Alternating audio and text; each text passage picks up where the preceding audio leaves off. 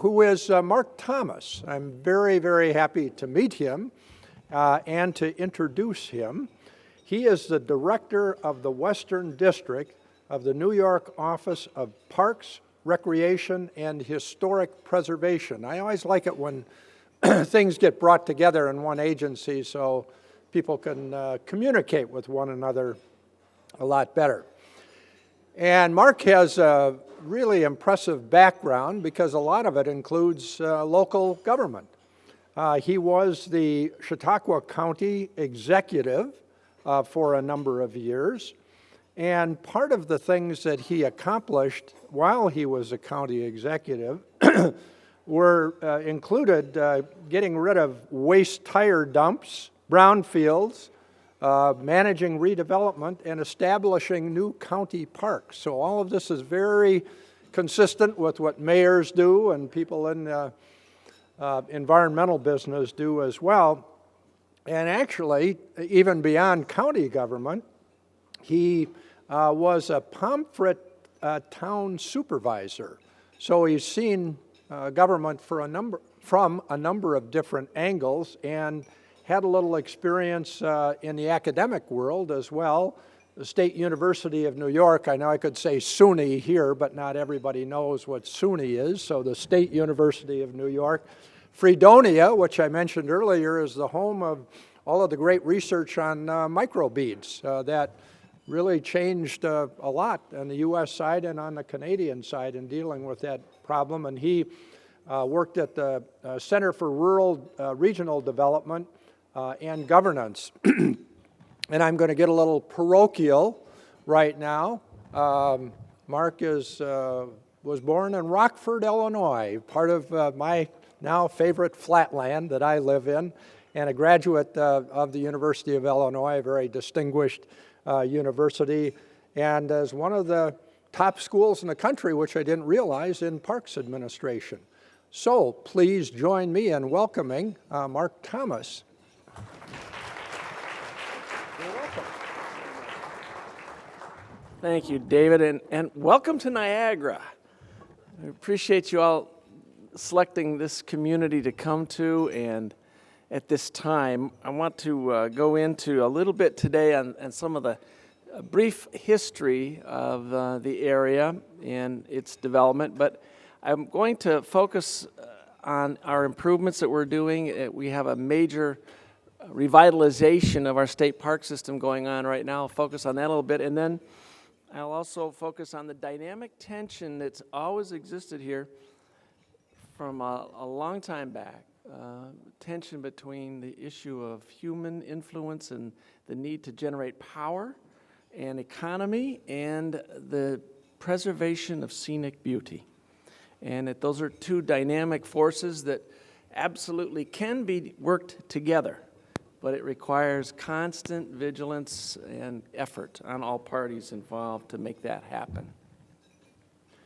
So the first of the European explorers that came in here was Father Hennepin, a Frenchman, and he wrote about in his diary some of these, there's not spelling errors in here, this is from the diary that was written. And it was a very loud experience that kind of blew them away as they came upon the falls here. And when you see the falls today, you hear that loudness, but I want you to know that only right now in the daytime, about 50% of the water that Hennepin saw going over that falls goes over that falls, because 25% of it goes to Canada for power generation, 25% of it goes to the United States for electric power generation. And that's all pumped off upstream, and then the power generation is all downstream of the falls now. So the bottom line is we don't hear that roar that was there in the days gone by. And it was so astounding to the Europeans when they first arrived here. So the other thing that happened through time and development was all along the shores of the river, there was the great opportunity to build mills, because with that much falling water and the capacity to drive mills with it, we had an extraordinary growth of industry here in what was then the village of Niagara Falls. Now it's the city. But in those days, it was tremendous. And so one of the things that was happening was there was an incredible degradation of the scenic beauty as a result. And that dynamic tension was full roar by the time we were in the middle of the 1800s to the late 1800s. Coming out of the Civil War, just past that era, there was a group that met here in the Falls. And one of the gentlemen is the guy on the lower image there standing, and that's Frederick Law Olmsted, who's considered the father of modern landscape architecture here in the United States. And Olmsted and his partner Calvert Vaux, who also developed the Central Park in New York City, and Prospect Park in New York City, Grant Park in Chicago, and the list goes on and on and on of parks all over the country in the United States where they were involved in the development of parks and park systems. And one of the biggest ones was in Buffalo, the park system that was put together there. Olmsted and a group of other gentlemen were instrumental in starting a movement called the Free Niagara Movement. And basically it was to try to restore scenic beauty to this area. And on the Canadian side, they had their counterparts and Lord Dufferin, who was driving it on that side as well. And so both sides of the river at that time saw the degradation that was going on here and said, enough already. We need to be able to preserve these incredible falls, which are being basically encroached upon, and that in the combination of the hucksterism that was keeping people from being able to see them without looking through a knothole and a fence and then paying big money for that privilege, or other kinds of ways that where they were profiteering on just being able to see the falls. And so we had this incredible drive, this Free Niagara movement. Not exactly an overnight sensation. They started in the late 1860s. The Niagara Park on this side of the river, the legislation that created that was 1883.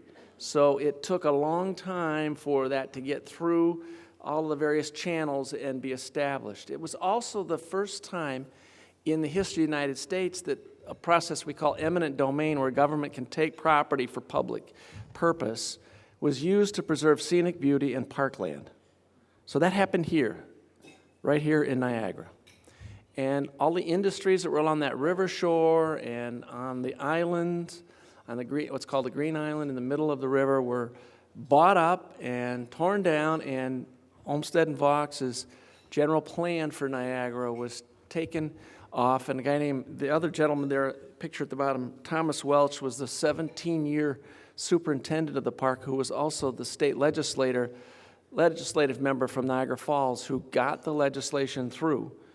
It was signed by then Governor Cleveland, who became President Cleveland and was from Buffalo, New York. So you get the connection here. There was local influence, there was local force that made this happen. And even though there was an international movement to preserve the scenic beauty here. So they started off with their plans, and again, we have what you have now is the oldest state park in the nation. It is not the first in the United States, but it is the oldest. How does that happen? Well, Yosemite was the first, but Yosemite, once the national park system was established, was given by the state of California to the federal government of the United States, and it became the first national park. And hence, that leaves us the oldest, but not the first. So we claim that moniker. The other thing that happened right here, and again, this is that dynamic tension. You had to preserve the scenic beauty, but then on the flip side of this, around the turn of the century, late 1890s, you had this other group of folks who were in battle. One of them was Thomas Edison, and there was a whole lot of electric generation plants of direct current that were just below the falls. And then you had these guys, two gentlemen in the pictures here. One, the inventor, Nikola Tesla, who we know about in modern worlds today, and the guy next to him with the big mustache was George Westinghouse. The two of them teamed up with the AC generation current because they could pipe that power long distance by just stepping up the current and shooting it over wires. And for the Pan American Exposition that happened in Buffalo, they lit that exposition from Niagara Falls, and the rest is history. From this place, the world changed. From this place, AC power started to make the impact that it would, both from industrial, but in residential, commercial, the whole thing. That all happened right here in Niagara Falls. And the community here has a lot to be proud of, because it's not only the place that scenic beauty and the whole parks movement began in earnest, and the use of eminent domain and the force of government to preserve lands and to require developers to set lands aside, and all those kind of movements came out of this place. You're sitting here in this community today. It has a long history and a proud history in that light. So now we've got an iconic destination. Olmsted and Vaux designed that beautiful park for 400,000 people a year. We now have cleared 8 million a year. On the United States side, the Canadian side, they're over 12.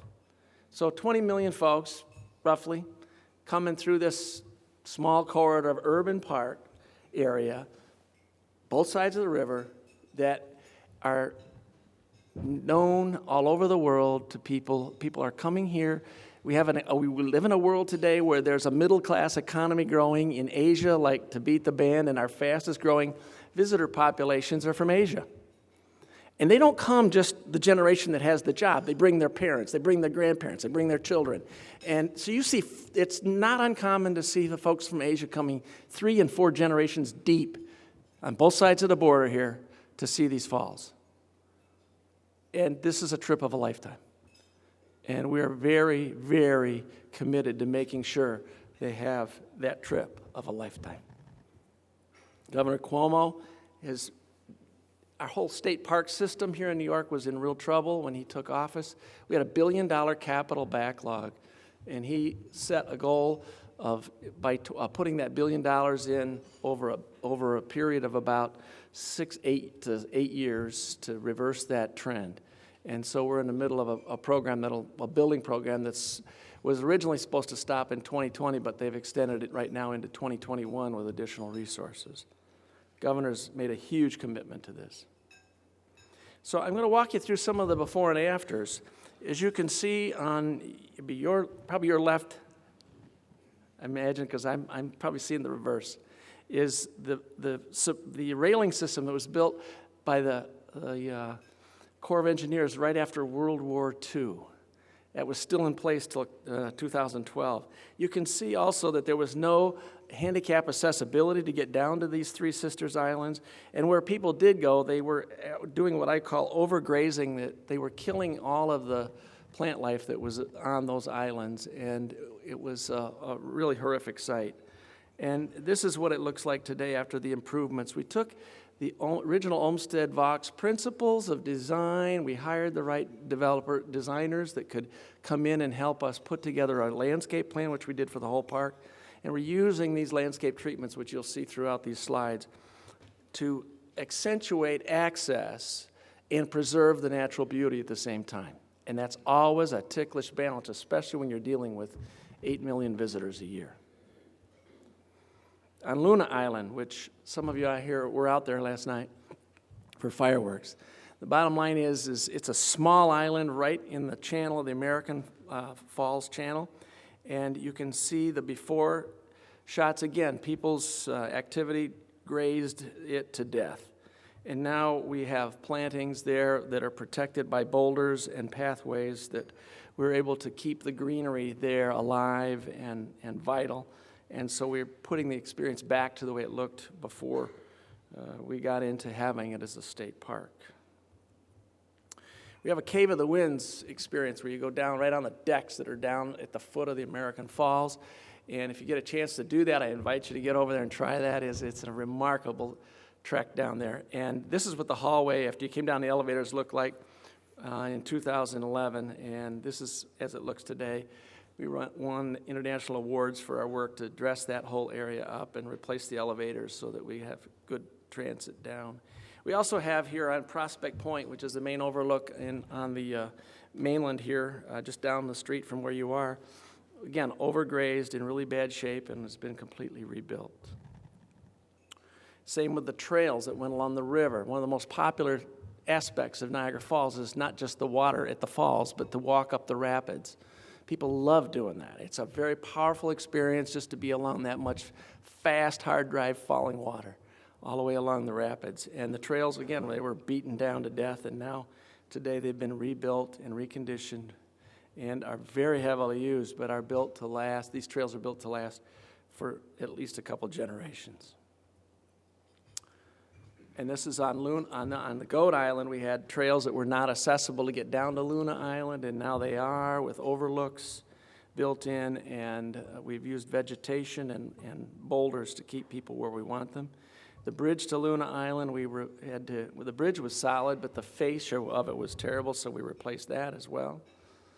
We didn't have enough facilities for people to use bathrooms and welcome facilities, all that sort of stuff. We didn't have anywhere near to meet the demands of today. So we built facilities for that on Goat Island as well.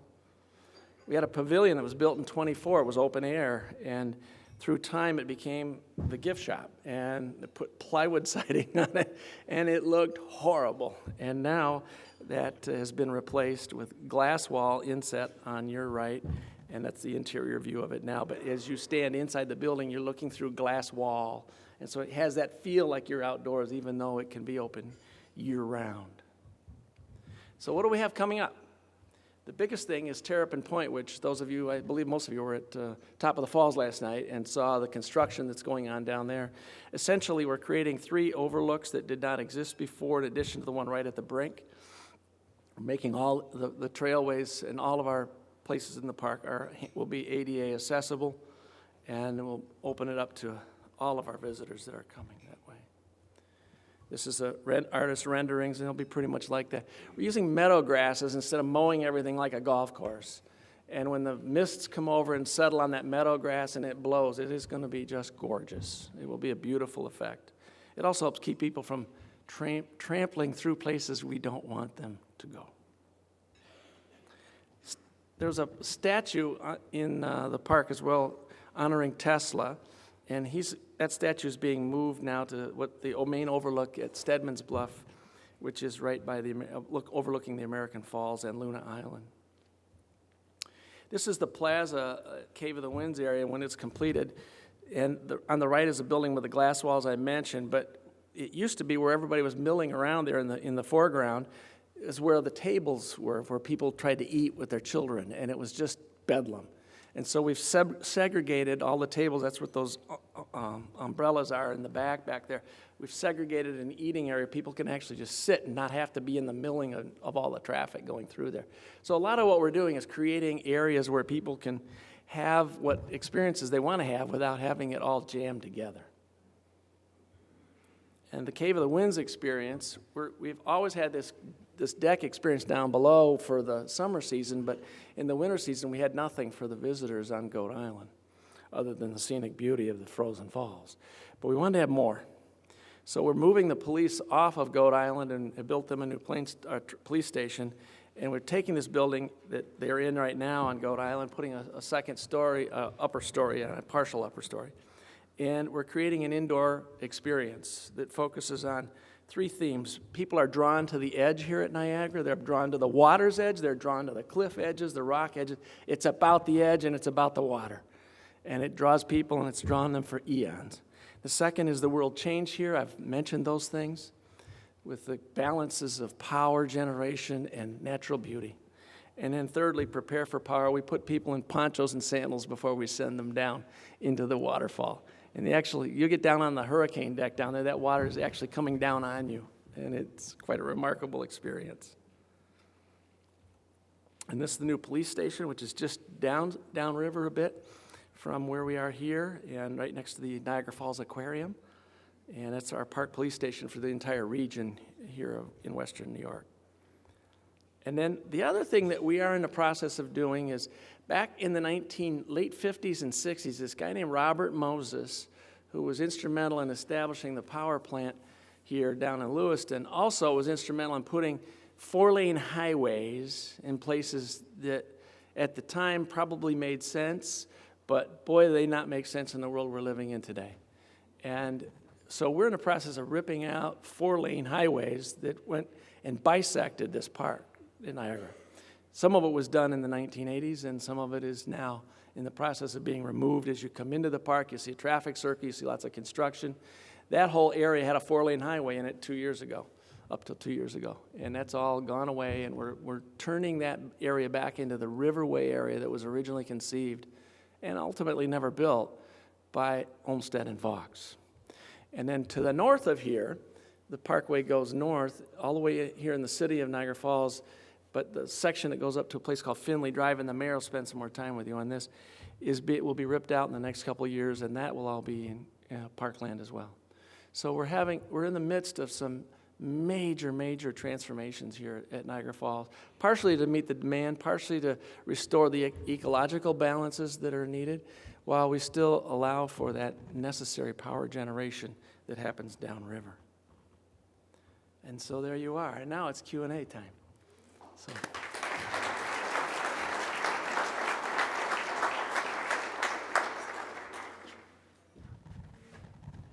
Well, thank you very much, Mark. That was excellent. And, you know, we learn more at each one of these sessions. And there won't be an exam at the end, but, you know, take home this good knowledge. And I can always count on Dr. Hill, not only to be the first registrant, but to usually have the first question. Dr. Hill of Highland Park, Illinois. Thank you. I'm incredibly impressed by what you've accomplished. How have you been able to accomplish all this in such a relatively short period of time? I think Muhammad Ali said it. We float like a butterfly, we sting like a bee. You can't hit what you can't see. I think it's been artful. You know, No, but really, I mean, it's difficult because we have two major forces we always have to contend with. One is the visitors are coming, period. Got to have spaces where they can be, use facilities, see the sites they came for, and have a great experience. That's one. The second factor is the winters here are brutal. You get all that mist coming off the falls. It blows this way, and then it settles, and it turns it into Dr. Zhivago land. And so our contractors know that depending on the year, as do our designers, that they can work maybe into December, maybe not. So their construction season runs pretty much Labor Day, after Labor Day, through whenever it ices up here real bad, which we were very lucky last year. They were building right into January. The two prior winters where we had the quote-unquote frozen falls, they were done in the end of December, and they could not get back to work till pretty much May.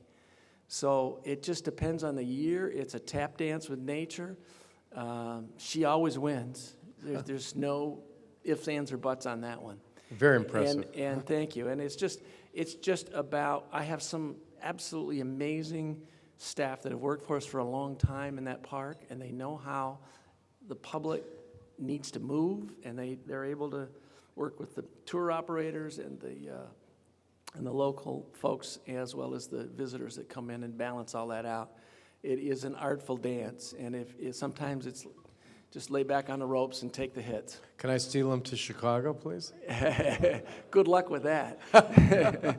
There's other regions in the state that would love to steal some of them too, but they love coming here because this is the largest visitation in our system, and also the largest generating of revenue in the system, and they take a lot of pride in the place. Thank you. Kareth has a question, representative of the Quebec government. All right. In Chicago. So distinguished, thank you. I just have a question. Is it, and I'm not asking on behalf of Quebec, but just out of curiosity, is it implied when you're doing this ecological restoration that you're identifying native plants and other local greenery to maintain sustainability? One of the challenges we've had is that when people trample the grounds as they had so severely because they weren't well directed with landscape treatments, and they just went off wherever they wanted to, what could survive that was the invasive plants. And what didn't survive it was a lot of the natives. And fortunately, there was a lot of botanical studies that were done years ago, and so we were able to draw on that, and our designers were able to put together lists, very comprehensive lists of the plants to reintroduce in the various areas. So we've been doing that, but we've been having to put up what they call range fencing. It's like 2-3 foot high fencing to keep people off of it, because if we didn't do that, they'd be right back on it again. And we still have the long-term solution to deal with that, but we needed that plant life to get established before people got anywhere close to it again. So it's a big, big task, but we have very good botanical help to do it. Thank you. Tim Eder, Great Lakes Commission. Yes, sir. Thank you. Great presentation, and I really appreciated the balance and tension between economic development, power generation, and preservation of the natural beauty and tourists and so on. Can you talk a little bit about how that plays out in regulation of the flow and power generation? I don't think it's a myth, but I am under the impression that the flow is reduced so they can store up power and generate more, store up water and generate more power at night and during the winter. Is that the case?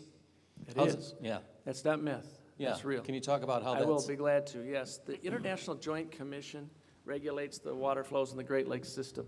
It's a joint Canadian and United States body, and they work with both governments, federal and state and provincial and federal government in Canada to make sure that all along that entire Great Lakes system that the water flows are such to preserve both economy and to preserve the beauty and the water supply that they represent. So Niagara's no exception, and it's actually a pinch point because it's a very narrow system here, and they regulate that very thoroughly. And so this time of year, from April through October, about 50% of the water that would go over the falls, both U.S. and Canada falls, is actually going over during the daytime hours up till about 10 o'clock at night. And then the intakes on both sides of the river ramp up and they start pulling water, and they do have reservoirs on both sides that they pump the water up to, as well as they generate power directly with it. And so then during the next daytime hours, they can keep their power generation up because they've put it in reservoirs and stow it, and then they use that during the day hours to generate power with. And the Ontario Power Generation, as well as our New York Power Authority, have a very close-knit working relationship as well. And they all, it's incredibly well coordinated and impressive, I guess is the way I would put it. The amount of people they are serving with the power, the green power that we're generating out of both sides of this river is a stunning accomplishment in the world, I think. Other questions? Commissioner Glantz of the International Joint Commission All from right. the great Great state job. of New York. But I have another question for you. So that was wonderful. So primarily just about Goat Island and the Goat Island Bridge project, and kind of the timeline that you see ahead of you, and whether or not you think a cofferdam is the direction that you're going to be going. Because folks ask us all the time, are the falls going to be turned off anytime soon? So I'd love for you to comment on that. Thanks, Mark. Yeah, we had to do our mandatory public hearing back in March or whenever it was earlier this year, and I got to be for 24 hours the face of the guy who wants to turn off the Niagara Falls. The media locked down on the means, not the end. Oh, really? They do that? They go to the same meetings you're in, and you wonder sometimes, are we in the same meeting?